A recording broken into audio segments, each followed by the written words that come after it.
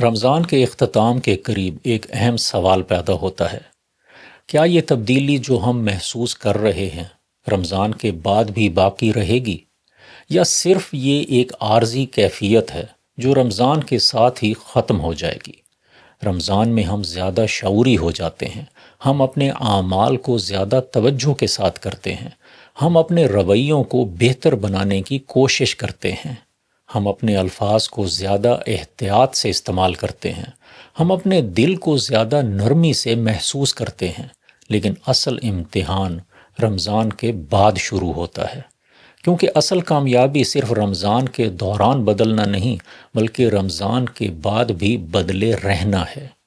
اگر ہم رمضان کے دوران حاصل ہونے والے شعور کو برقرار رکھ سکیں تو ہمارا رمضان واقعی کامیاب ہو جاتا ہے۔ اگر ہماری عبادت صرف رسمی عبادت نہ بنے بلکہ شعور بن جائے تو یہی رمضان کی اصل کامیابی ہے۔ رمضان ہمیں دکھاتا ہے کہ ہم بدل سکتے ہیں، یہ ہمیں ہماری اصل صلاحیت دکھاتا ہے۔ اب یہ ہمارے ہاتھ میں ہے کہ ہم اس تبدیلی کو برقرار رکھیں۔ یہ تبدیلی چھوٹے چھوٹے فیصلوں سے باقی رہتی ہے۔